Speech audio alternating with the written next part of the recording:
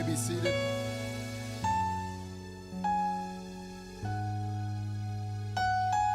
So I'm using my phone. Don't trip. I'm just looking at Instagram. No, I'm playing. This is where my Bible's at. Man, I'm so grateful to be here. I won't belabor the point, but I love my parents. I've enjoyed the opportunity to get to grow in friendship with them. That's not something I used to be able to do. I was too busy getting whoopings, you know. But now our relationship is changing, and that takes a lot on both of us. We both have to change, and that's just been beautiful. And I'm grateful to you all. I mean, I grew up with you all. You know, being the judgmental, little arrogant kid who used to get to lead songs and crack his voice sometimes. Now look at me now. I almost have a beard. Okay, almost. That's called prayer and fasting. So I'm grateful. I love you all. There's another thing I'm going to share with you guys for a bit, but also I'm trying to marry somebody, which means that if I don't want to come on now, which means if I don't want to leave ministry, I have to raise my budget, and so even as I'm preaching, I'm looking for as many people as possible to consider giving $25 a month. It may not be a lot for you, but it adds up for me. And it goes to my ministry. It's completely tax deductible, and I'll be out in the lobby afterwards if that just comes up for you. I'm also doing a lot of work with racial reconciliation, helping to consult and do ministry. I work at UNC Charlotte, and after the last couple of years, we have the most racially diverse organization, period. That's not just Christians. That's Batman Club and whatever. That's And it didn't start that way, but that's part of the idea that where the gospel is, we see the fruit of the gospel, and we work until we see it. So I'm just grateful. Let me open us up with a prayer. This is a prayer I've been praying. It's really something of a song, but you guys probably know it. And we'll just treat it as a prayer to the Lord before we start. Jesus, Jesus, Jesus, there is something about that name. Oh, Master, Savior, Jesus, like the fragrance after the rain. Oh, kings and kingdoms, they will all pass away, but there is something about that name. Amen. The song says Master and Savior. That's the one who tells you to go and then helps you once you get there. So that's been important to me in my life. Okay, so where's the script? Oh, yeah. Let's go ahead and get started. I got a lot to say, and I take after my daddy, so we got to get going. Okay, so where should we start? So I'm not going to read all of Mark 5. The point I'm going to be drawing from is Mark 5. Mostly the stories in verses 1 through 20. I'm not going to read all of it. I'll skip around a bit. But that's where I'm going to be preaching out of. And I'm more of a teacher now than I am a preacher. It's just how it is. I work with college students all the time. And so... and I'm also something of a Bible nerd, so I'm going to talk about a lot of stuff some of you don't care about, but I got the mic now, so what are you going to do about it? But I'm going to do that as I read the passage, just so we can be on the same page. Context helps us understand the story. If you read a chapter in the Bible without the context, it will just be a story, but it won't be your story. You won't understand how it relates to you because you won't really feel the text, So I'm going to help us do that. I'm reading out of the NIV. It says, they went across the lake to the region of the Gerasenes. So already, we've got enough to preach on. We have enough to preach on because there's context.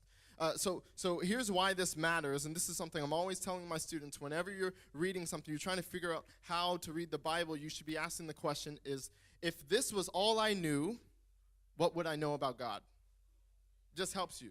So, and we also know that everything in the Bible, at this time, to write things down, to pay a scribe to do it, it was expensive. So everything in there, it matters. It's in there for a reason. It's not just filler. The people reading it, they understood what it meant, and that's why it meant more to them. So, first of all, there's this lake called the Gerasenes. In Luke and Mark, it's called the Lake of Gennesaret.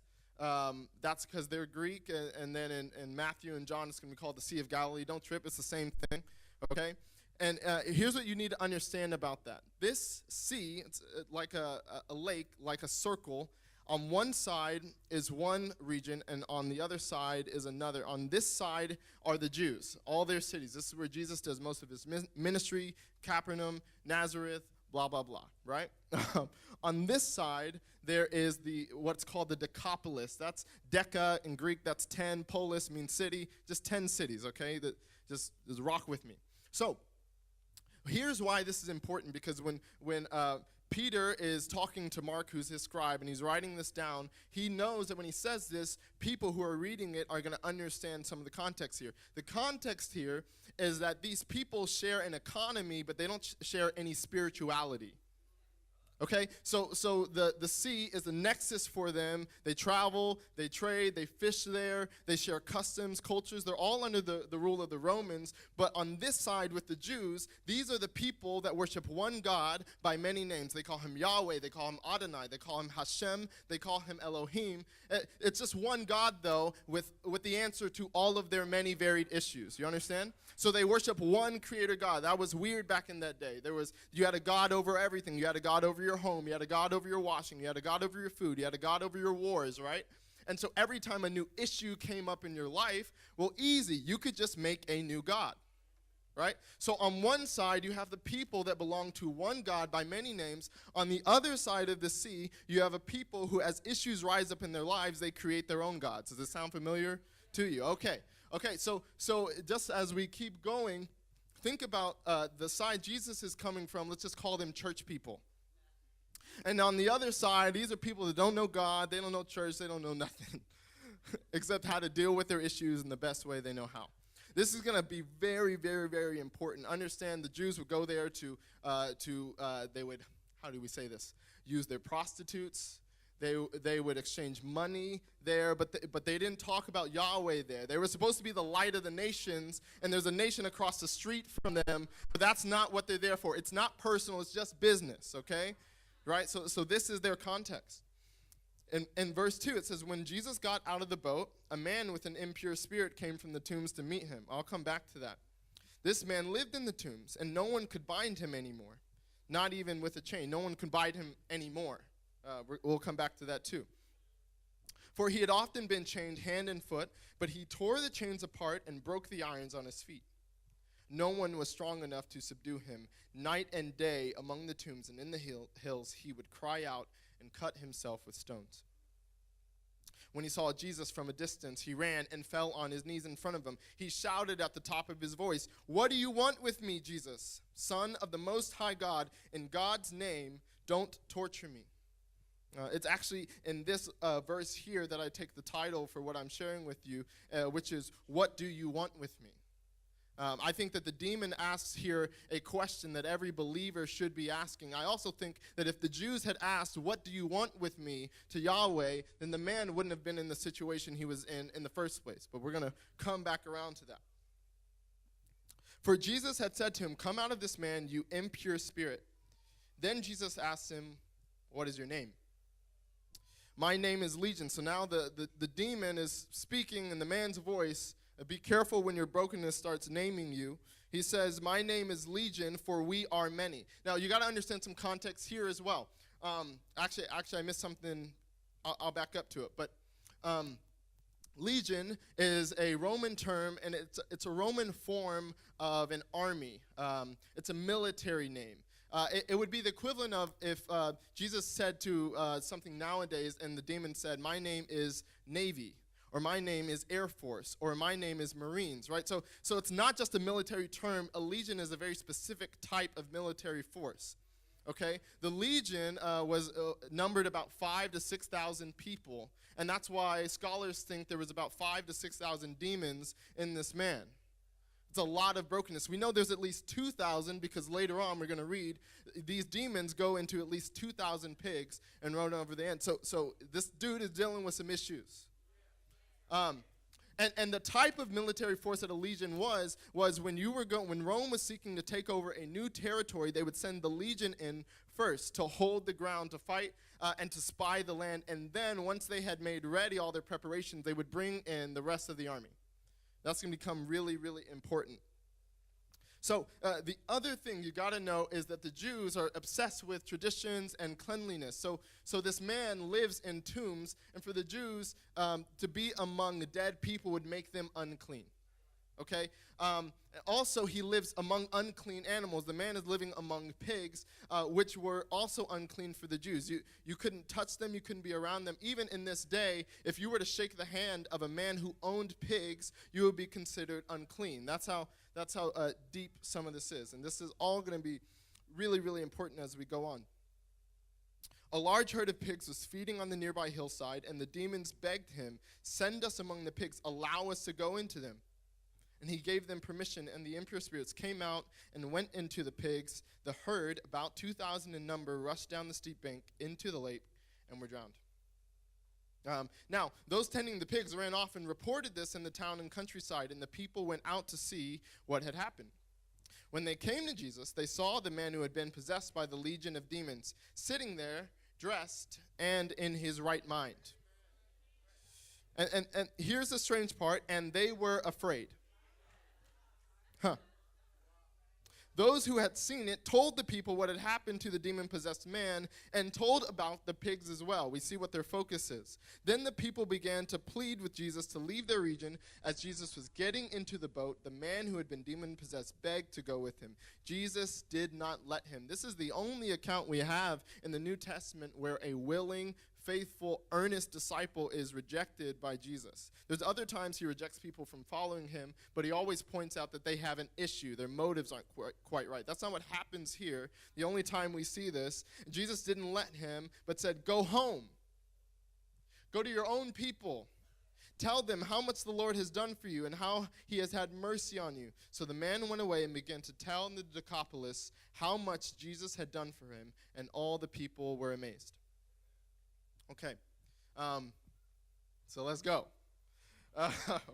All right, so understand first, this is the story of a man who is at war. Let me find this verse. A man who's at war. He's not just at war with himself, he's also at war with the community around him. And his community is at war with his brokenness, and his brokenness is at war with God, so that leaves him somewhere, as it often leaves us, stuck in the middle with no place to go. He's a casualty of his circumstances.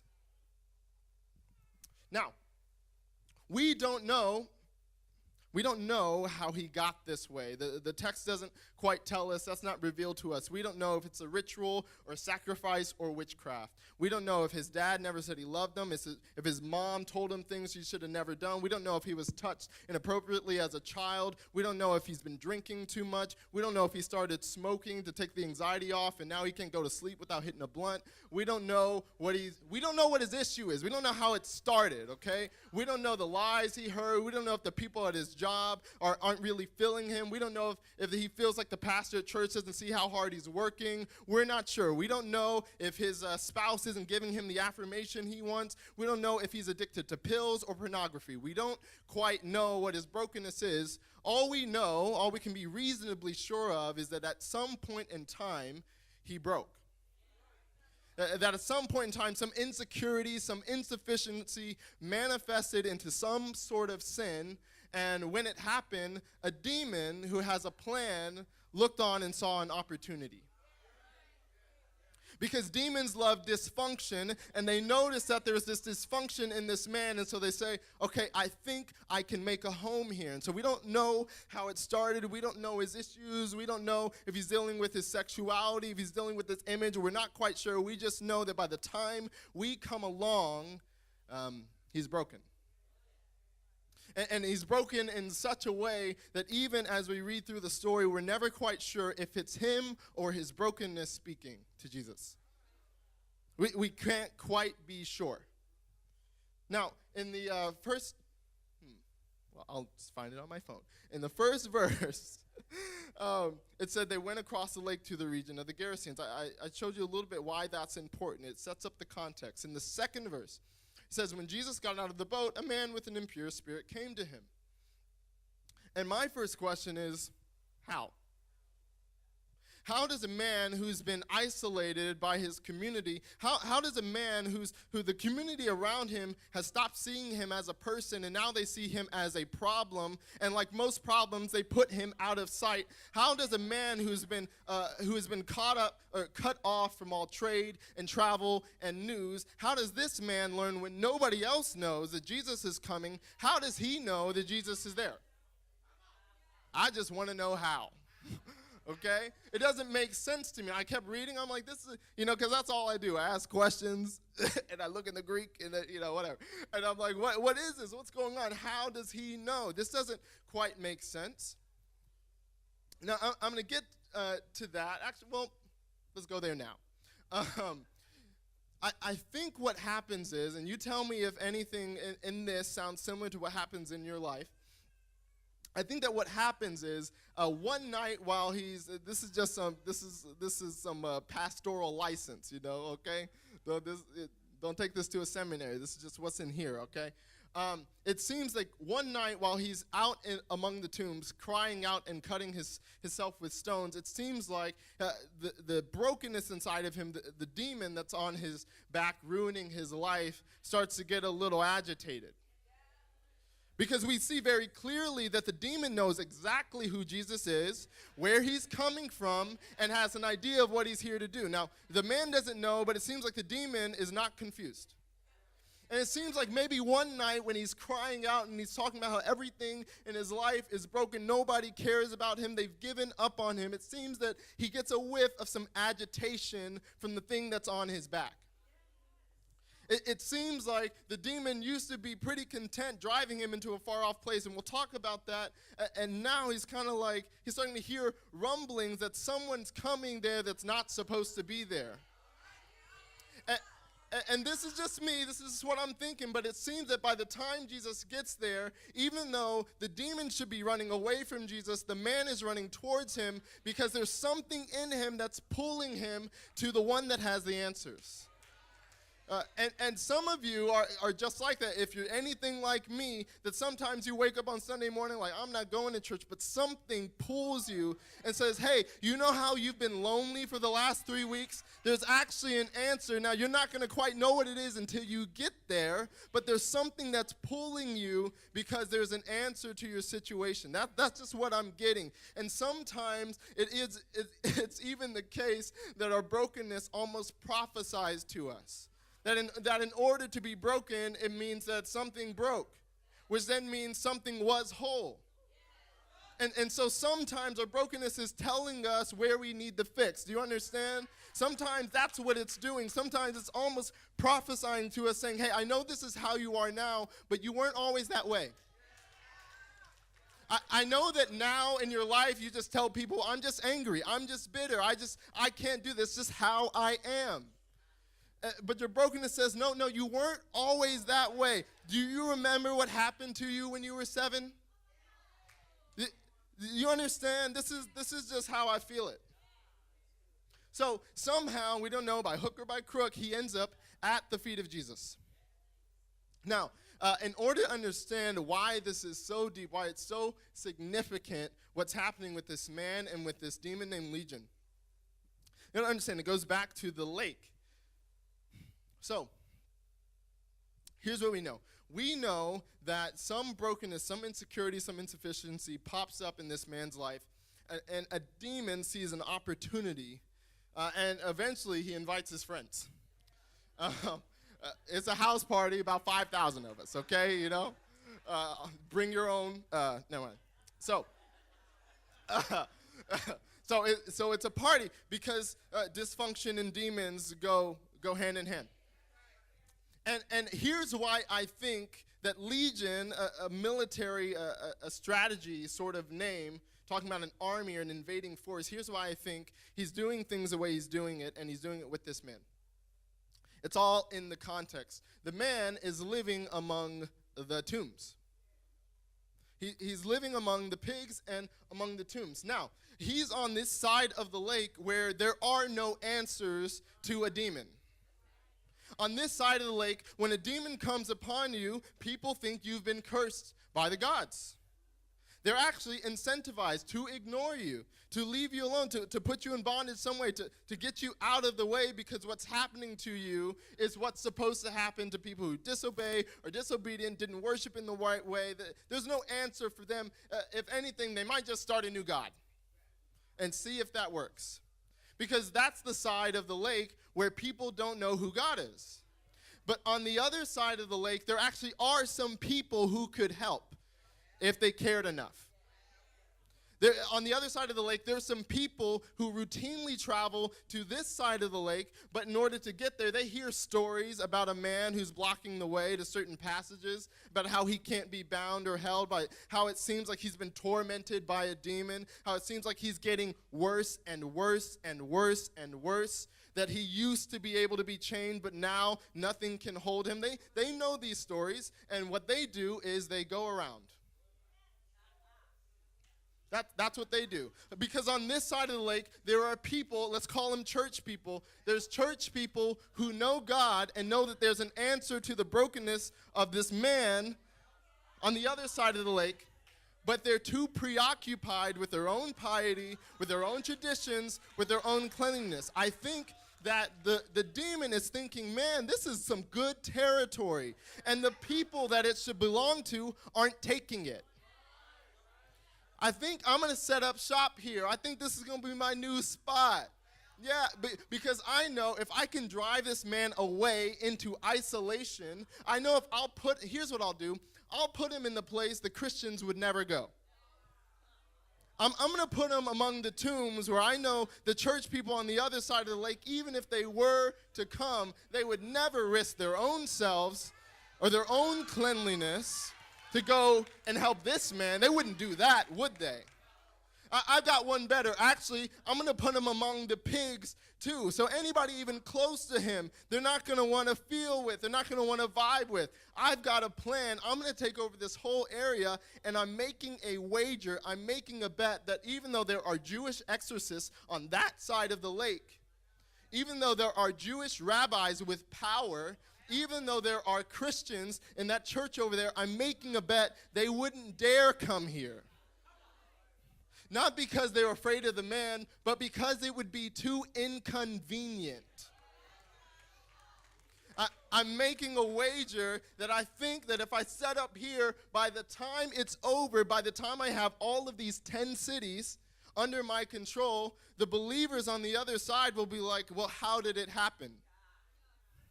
It happened because people on this side of the lake didn't ask, what do you want with me? What am I here for?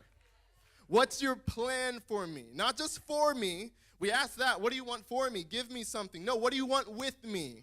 What's a sacrifice you want me to give to you? Do you want me to be unclean for a week so that someone can be free for a lifetime? If that's what it takes, then we're going.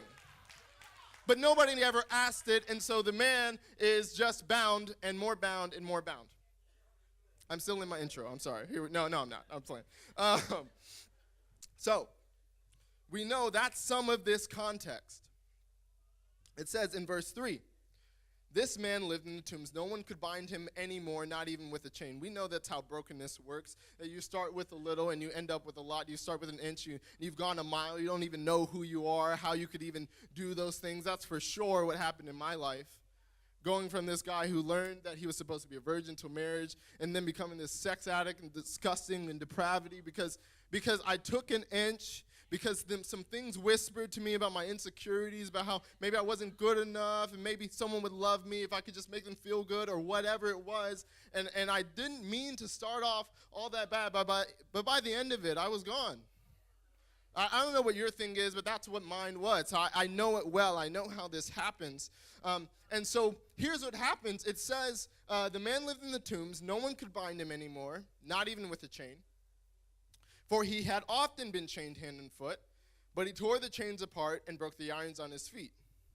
So he started out being able to be bound. That's kind of how sin works. You know, it's in some boundaries at first. You almost got some control over it, you know. And then it seems to get worse and worse and worse, and you end up at a place where nothing can hold you back. And at the end of the 4th verse, it says no one was strong enough to subdue him. And that's probably true, but what we also know is it wasn't just that no one was strong enough to subdue him. We know that they were trying, and so really this could also be said no one was strong enough to stick around. It could also be said no one was strong enough to keep trying, even though it seemed like it was a long shot. At some point, people give up on even chaining him. So he's a man that's been abandoned by his whole community. This demon has some awareness that there's hope for him, but he's not telling the man that. And so, in verse 5, night and day among the tombs in the hills, he would cry out and cut himself with stones. I saw that word cry out, and it punched me in the face. I'm like, God, what is that? Now, in the Greek, that's the same word for the word of the man in Mark 9 who has this issue with his son, and he cries out to the Lord, will you save my son? It's the same word in the Greek for the 2 blind men that hear Jesus passing by on the road and say, Son of God, will you have mercy on me? That's the same cry. It's actually the same cry that a Jewish exorcist, maybe a rabbi named Jesus, is going to cry on the cross when he cries out to the Father, why have you forsaken me? And even the answer to that question is going to have to do with this one, because the silent answer of heaven is going to be so that my people will go free, so that the man across the lake can know what it means to be free. That's what's going to happen by the end of it, but that's the word, this cry out. So night after night, he knows that something is wrong. And actually, he's at this place. It's this weird thing that brokenness does to us, dysfunction does to us. He's at this place where the only thing keeping him free is how strong his bondage is. Get this.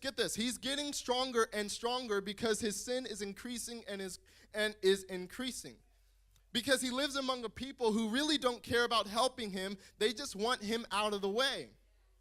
And so their first recourse is, well, let's bind him up, let's put him somewhere. And the only reason he's not chained and bound, maybe even killed by people who don't care about him, is because this demon comes along and says, hey, I care about you.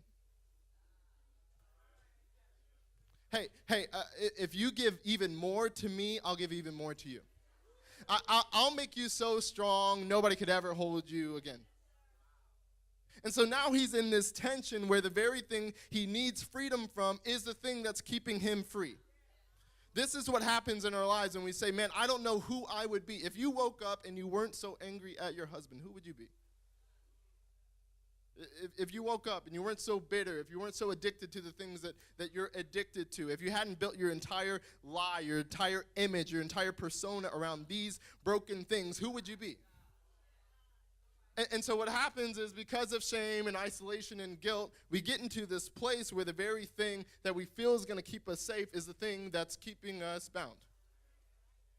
And it creates its own cycle. We start to love the things that we're enslaved to.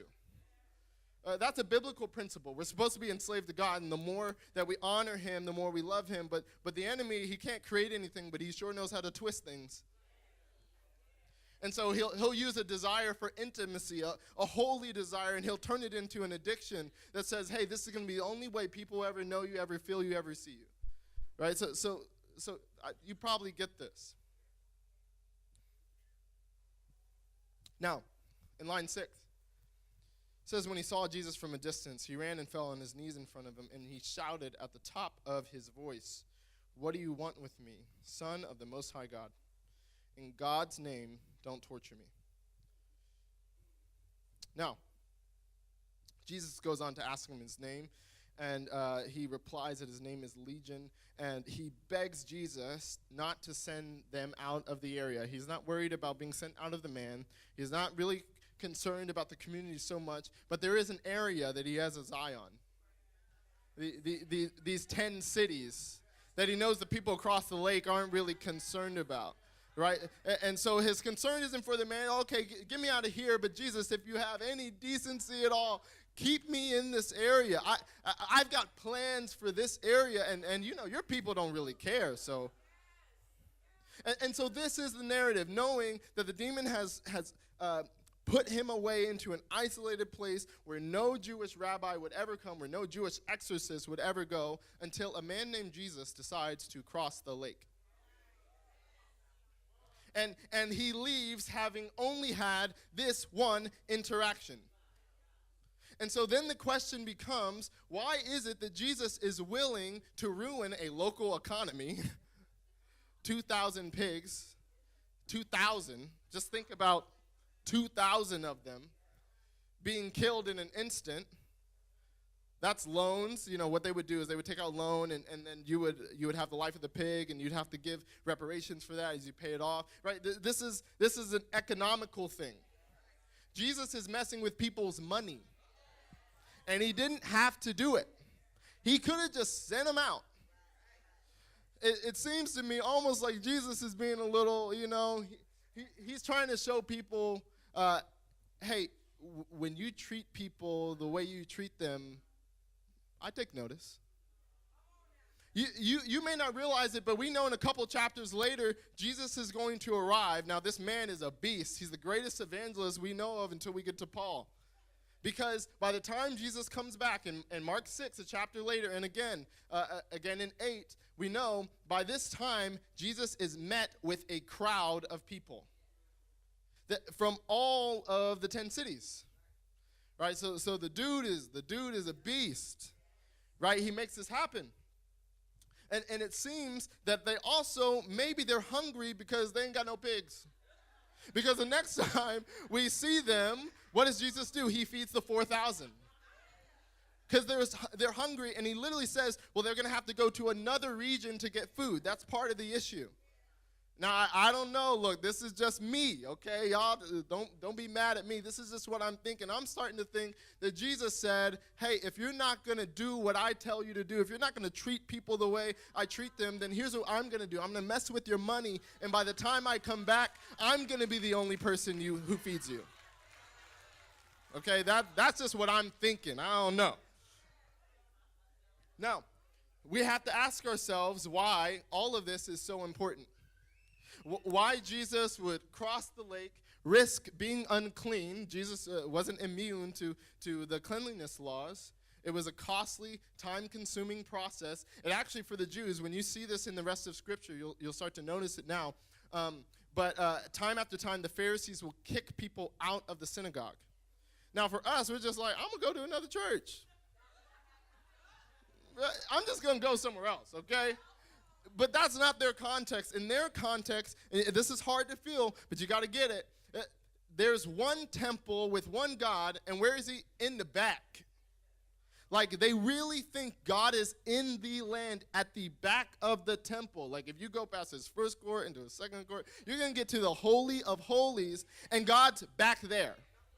So when someone kicks you out of the synagogue, when you're unclean, perhaps, it doesn't just mean you can't go to church. It means you can't be with God. Right? That's what it means. That's why this is an actual punishment that the Pharisees levy on people. They say, hey, we're not going to let you into the synagogue, which means you're not going to be with God anymore. Right? So it's a real punishment. So why would Jesus risk that?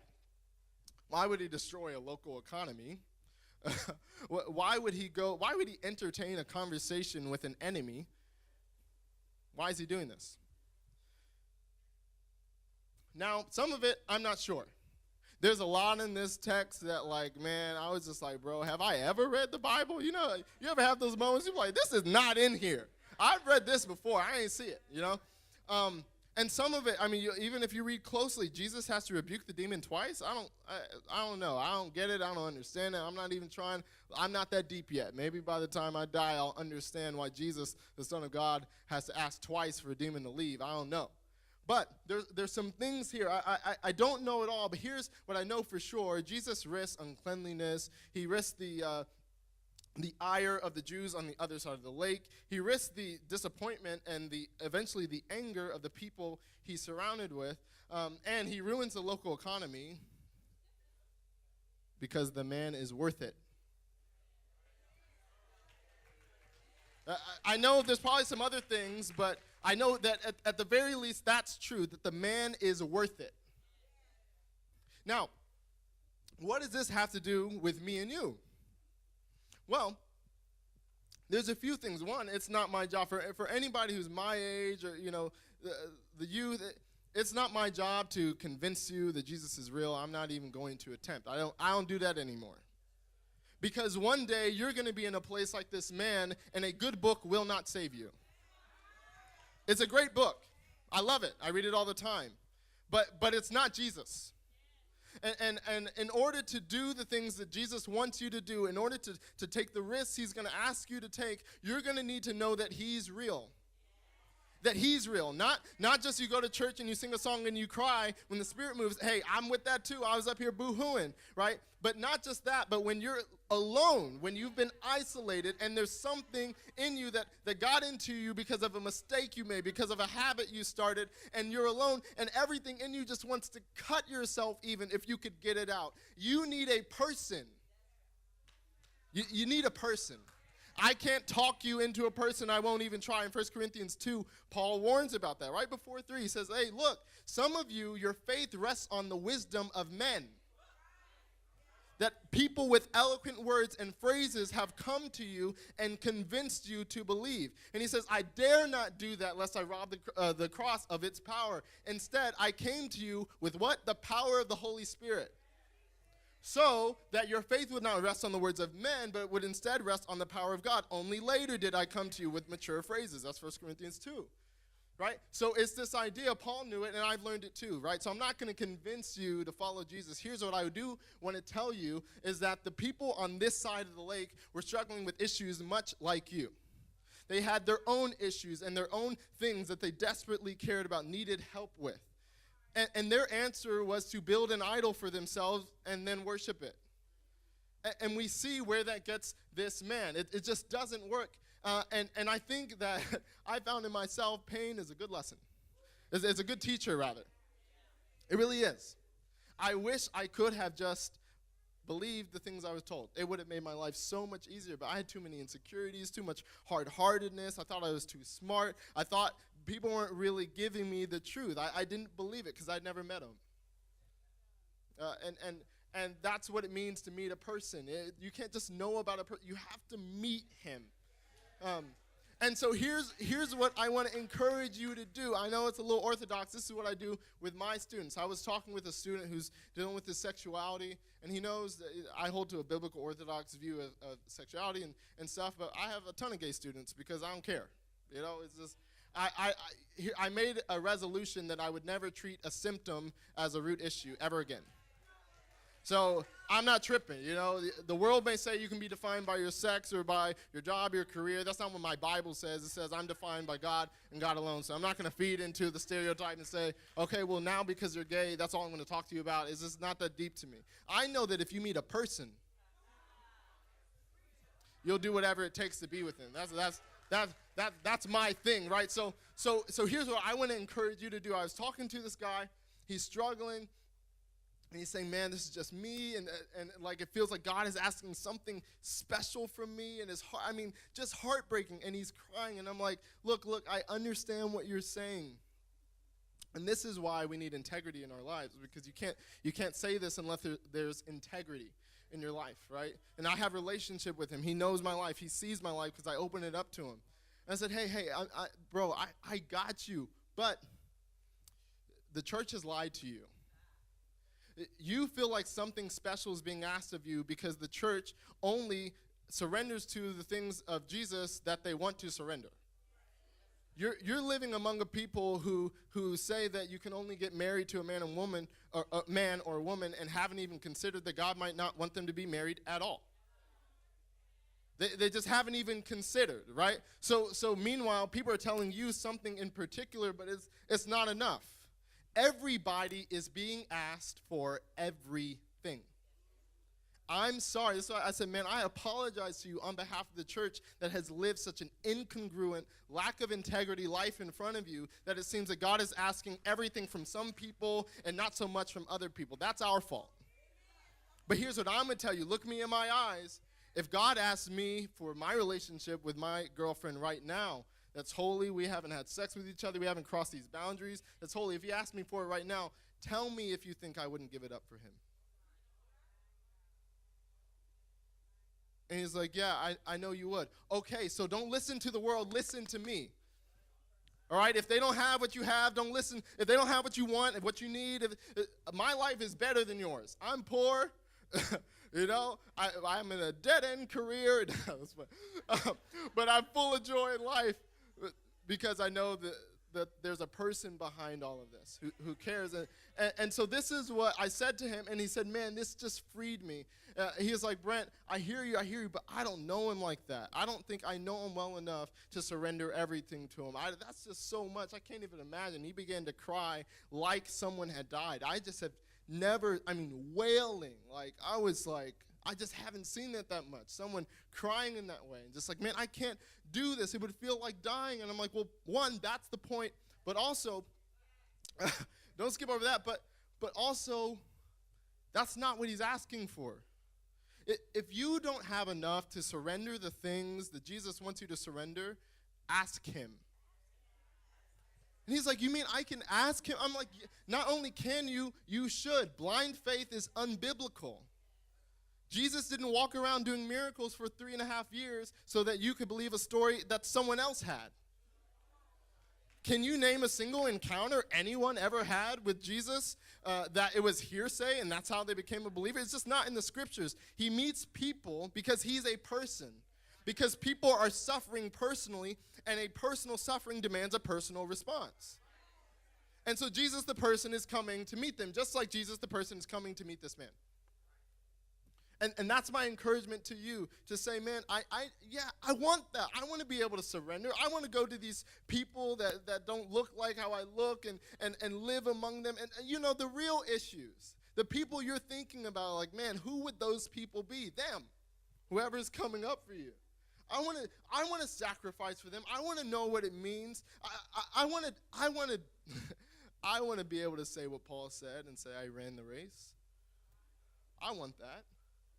Ask for it. Ask.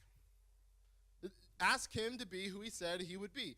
In Matthew 7, he says, if you ask, if you seek, if you continue to knock, the door will be open to you. Either he's a liar or he's telling the truth. And you have to find out, because if sex can be a better God to you than Jesus can, you owe it to yourself to worship sex.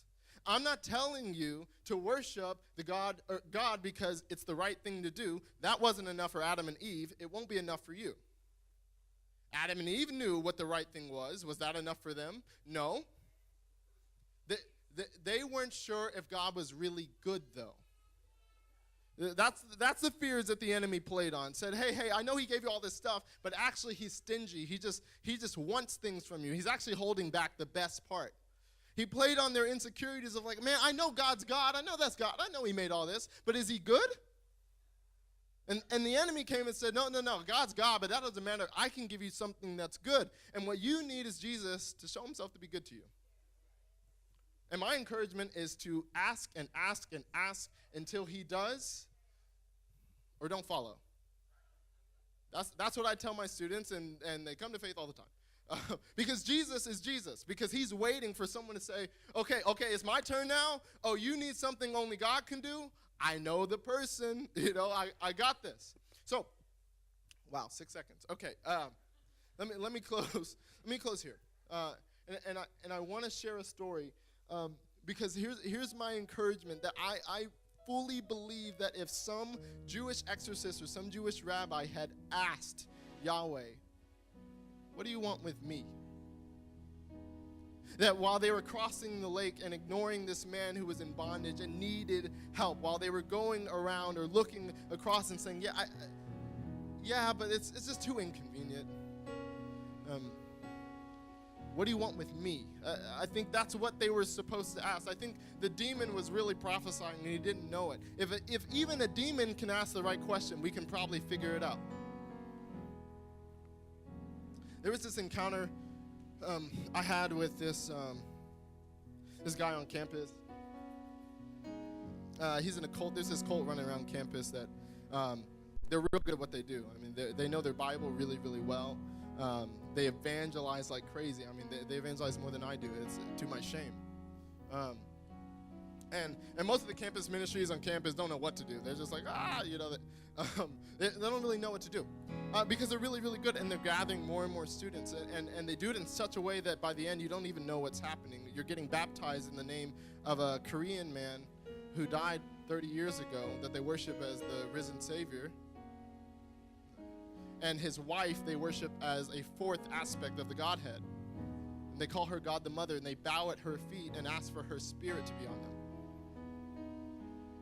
And they're pretty good at what they do. And so I'm walking on campus one day, and these two guys that are part of this cult, they come up to me because I look like I'm a student.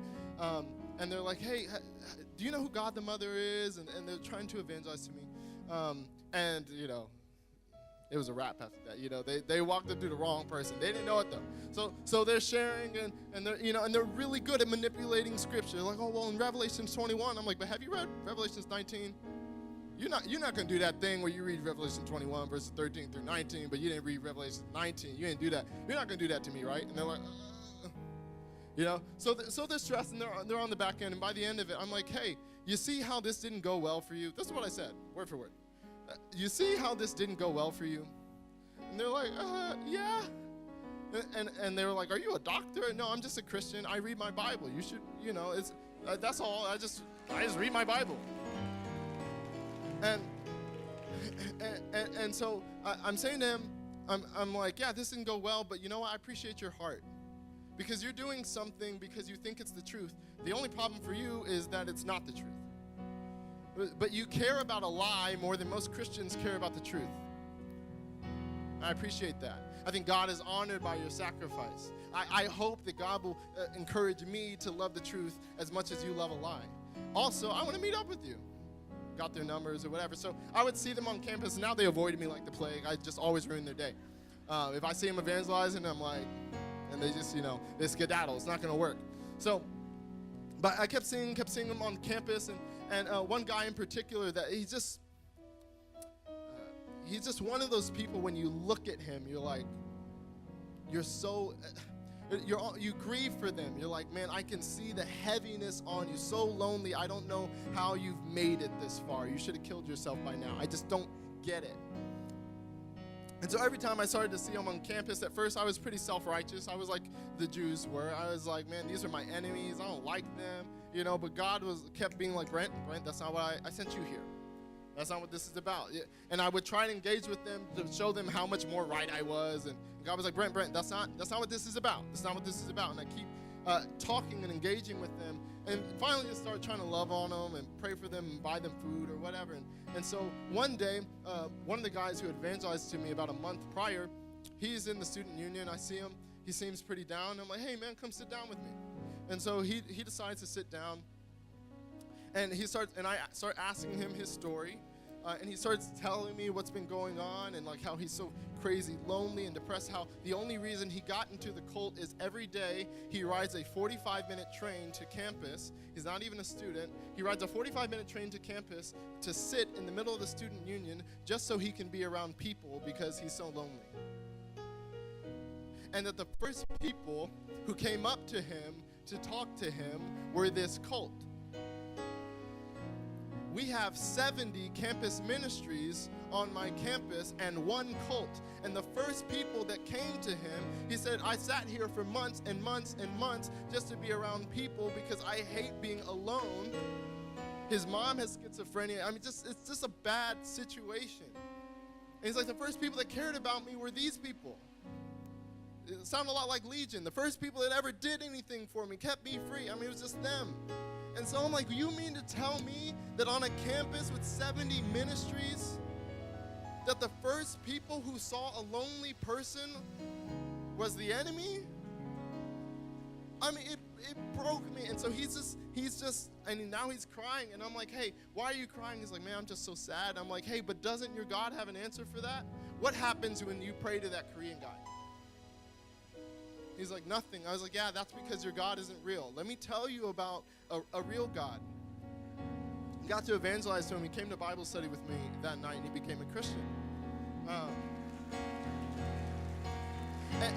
And so this is what I want to leave you with. I've been looking around at my campus, and I've been hearing the Lord just kind of challenge me. And there's all these people that are so clearly desperate and lonely, that so clearly need someone who knows Yahweh, the one with the answers to every issue, that so clearly needs someone there. And honestly, I haven't been a good steward over that. There's these group of witches on campus that all the campus ministries are afraid of. I've been through more demonic stuff, than pretty much anybody. And so I ain't pressed when I see them.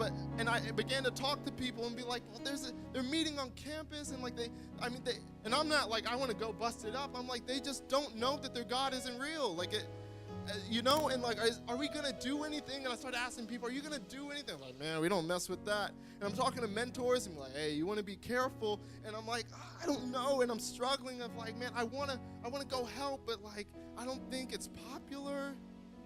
Seems kind of inconvenient. And then I heard the Spirit of the Lord say, Brent, I don't care. What did I say to do? I'm not worried about other people and their other situations. Yeah, there may be other Jewish rabbis that come along, or maybe other Jewish exorcists, but I'm not worried about that. What did I say to do? Are you saying that are you afraid? No, I'm not afraid, Lord. Then what are you afraid of? Because I told you to go and you haven't gone. And so this is just the burden that I've had. That I don't want God, and this is the final thing, that Legion set up his territory in a place he was sure Christians would not go. And because he knew Christians better than Christians knew Christians, he was right. And that if it hadn't been for one Jewish rabbi to cross the lake to do something that he wasn't supposed to do, when Jesus came back, Legion would have accomplished his purposes. But instead what Jesus does is he says to Legion, okay, hey, go do your thing. I've got a plan. You're a vanguard. You like this territory. You know what? I kind of like this territory too.